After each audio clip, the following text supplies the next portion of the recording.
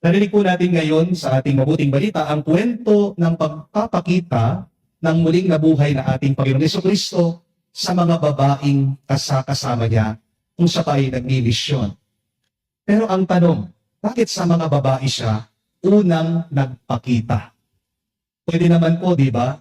Unang magpakita muna siya sa mga alagad niyang lalaki, sa mga apostol. Para naman pagalitan niya ang mga ito, bakit iniwan siyang mag-isa doon po sa Kalbaryo? Maalala niyo, isa lang po ang naiwan sa Kalbaryo, si San Juan lang. Maaari din naman pong magpakita ang muling nabuhay na Panginoon kay Pilato. At patunayan niya, totoo nga siyang hari, hindi lang ng buong sansinukob, kundi pati ng langit.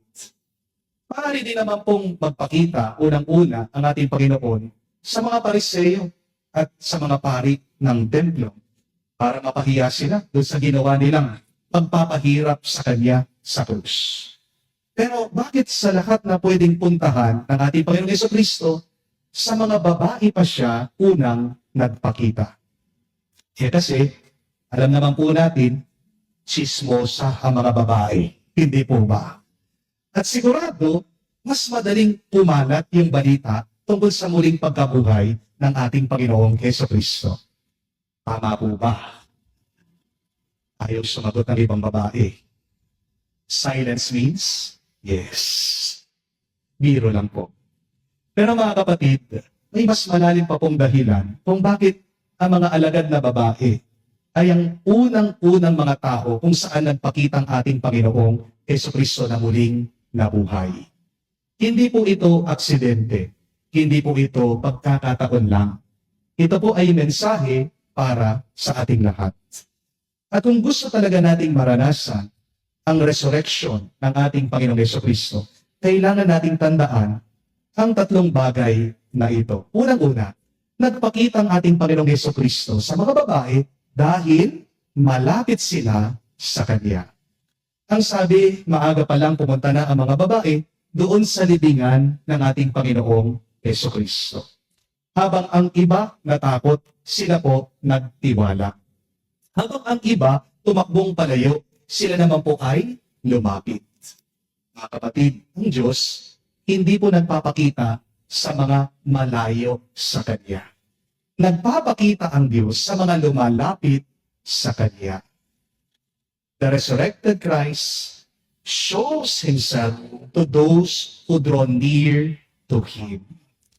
Mga kapatid, tandaan po natin na pag malayo din ang puso mo sa Diyos, hindi mo siya mararanasan. Amen? Kaya bago ka magreklamo, bakit walang grasya sa iyong buhay, tanong mo muna sa iyong sarili. Pamunihan mo, gaano ka ba kalapit sa ating Panginoong Jesucristo? Yan ang problema kasi natin eh. Gusto nating mabasbasan, pero ayaw naman nating lapitan yung nagbabasbas sa atin. Maraming mga taong ganyan. Gusto ng pera, ayaw naman magtrabaho. Di po ba? Gustong maging healthy, ayaw naman lumapit dun sa pagkain na healthy. Gusto maging masaya, pero ayaw umalis dun sa mga nakaka-depress sa kanila. Tanong mo sa iyong sarili, saan ka ba nakalapit? Tandaan din po natin, habang ikaw ay nagkakasala, lumalayo ka sa Diyos. What blocks you from experiencing the grace of the resurrected Christ is your sin. Amen? Kaya, huwag mong i-expect na makakaranas ka ng pagpapala, ng bendisyon. Kung pinipili mo naman araw-araw na magkasala. Amen? Kaya, kung pakiramdam mo, parang napakalayo mo sa Diyos. Baka hindi naman siya ang lumayo eh. Baka mismong ikaw, nilalayo mo ang sarili mo sa Diyos. Lumapit ka. Pumasok ka sa simbahan. Magdasal ka kahit na hindi mo feel. Yan yung paglalapit ng ating loob sa Diyos. At dyan natin mararanasan ang Kanyang presensya, ang Kanyang pagmamahal. Amen? Pangalawa po, nagpakita si Jesus sa mga babae dahil tapat sila sa Kanya.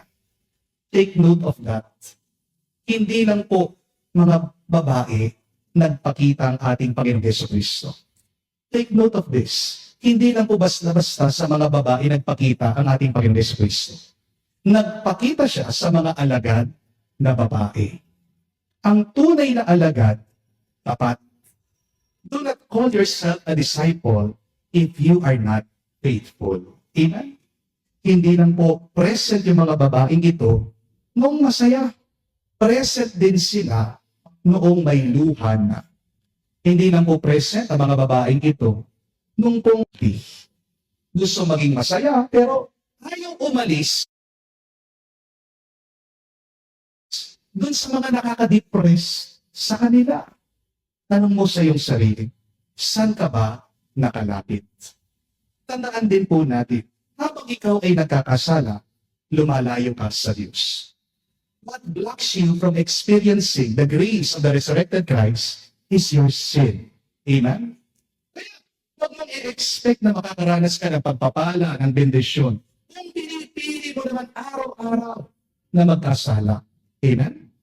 Kaya, kung pakiramdam mo, parang napakalayo mo sa Diyos. Baka hindi naman siya ang lumayo eh. Baka mismong ikaw, nilalayo mo ang sarili mo sa Diyos. Lumapit ka. Pumasok ka sa simbahan. Magdasal ka kahit na hindi mo feel. Yan yung paglalapit ng ating loob sa Diyos. At dyan natin mararanasan ang kanyang presensya, ang kanyang pagmamahal. Amen? Pangalawa po, nagpakita si Jesus sa mga babae dahil tapat sila sa kanya. Take note of that.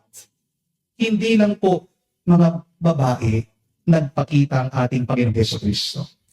Take note of this. Hindi lang po basta-basta sa mga babae nagpakita ang ating Panginoong Jesucristo. Nagpakita siya sa mga alagad na babae. Ang tunay na alagad, tapat. Do not call yourself a disciple if you are not faithful. Amen? Hindi lang po present yung mga babaeng ito noong masaya. Present din sila noong may luha na. Hindi lang po present ang mga babaeng ito nung pong may himala. Present din sila kahit na mayroon ng trahedya. Mga kapatid, madaling sumunod kapag okay ang lahat. Pero ang tunay na pagmamahal, nananatili kahit mahirap na. Tandaan, may gantimpala ang pagiging tapat. At ang gantimpala ng katapatan sa Diyos ay ang kanyang presensya na pinagmumulan ng ating buhay. Baka hindi niyo pong alam ito. Ang Spotify, yung pong application, yung pag ginamit niyo, makakarinig kayo ng music. Yung pong application na yan, hindi po kumita for 60 years. Grabe po, no? Ilang pong taon, wala pong profit. Ilang taon, walang nangyari. Ilang taon, puro pagod, puro investment. Kaya, kung ikaw siguro yun, baka sinabi mo, tigil na, suko na, wala namang resulta. Pero hindi po sila tumigil. Nagpatuloy sila. Naging tapat pa rin sila dun sa kanilang ginagawa. Kahit na wala silang nakikitang bunga, hindi po sila puminto. At ano po ang nangyari? Pagkalipas ng maraming taon, nung 17th year, doon pa lang sila kumita. Bilyon na. Ngayon, sa buong mundo, ito yung number 1 app ng music. Ginagamit ng napakaraming tao. Mga kapatid, kung ang katapatan sa trabaho may gantimpala, di ba mas higit pa ang gantimpala pag ikaw ay tapat sa Diyos? Kung ang mga kumpanya, mga tao, marunong magbigay ng reward, lalo na ang Diyos. Di po ba? Kasi kita ng Diyos ang lahat. At kita din ng Diyos kung meron kang isang tapat na puso. Ang Diyos pa, siyang nagbibigay ng biyaya, kapayapaan, at buhay na walang hanggan. Kaya kung ang pakiramdam mo, matagal ka na nagdarasal, pero wala pa ring sagot, nagsisimba ka, pero wala namang nangyayari. Gumagawa ka ng mabuti, pero walang nakakapansin. Huwag kang itigil. Dahil ang Diyos, pinapakita niya ang kanyang kalwalhatian sa mga taong tapat at sa mga taong hindi lumalayo sa Kanya. Amen? Pangatla po, at kahuli-hulihan. Nagpakita si Jesus sa mga nalulungkot at nahihirapan. Sino pong unang naka-experience ng resurrection? Hindi po yung mga nagsasaya o yung mga nagdidiwang. Nagpakitang unang-una ang muling nabuhay na si Jesus doon sa mga umiiyak. Hindi sa mga malalakas nagpakita ang ating Panginoong Jesucristo, kung hindi sa mga sugatan. Hindi nagpakita ang ating Panginoong Jesucristo sa mga kompleto, kung hindi sa mga may sugat sa kanilang mga kalooban. Mga kapatid, napakaganda po, tandaan natin. Ang Diyos, hindi po siya dumarating kapag okay ka na. Mas dumarating ang Diyos kapag sayid ka na, kapag wasak na wasak ka na, kapag ayaw mo na at bigat na bigat ka na. Amen? Kaya, kung ikaw ay nasasaktan ngayon, kung ikaw ay umiiyak, kung ikaw ay nalilito at hirap na, good news. Ikaw ang unang pupuntahan ng ating Panginoon because God draws near to the broken-hearted. Mga kapatid, muli na pong nabuhay ang ating Panginoon Jesucristo. Pero, tayo kaya, baka paulit-ulit pa rin tayo bumabalik sa mga libingan. Kung sabi, wala na ang Diyos dun sa libingan. Kaya tigilan mo na pabalik-balik pumupunta sa iyong kamatayan. Lumapit ka sa Diyos sa buhay. Naghihintay siya sa iyo sa simbahan. Maging tapat ka sa Kanya kahit na nahihirapan ka. At huwag mong atakasan ang iyong lungkot. God meets you where you are. Dito mo mararanasan tuwa at kapayapaan na muling nabuhay na si Kristo. Hindi lang ngayon, o hindi hanggang sa magpa sa walang hanggan.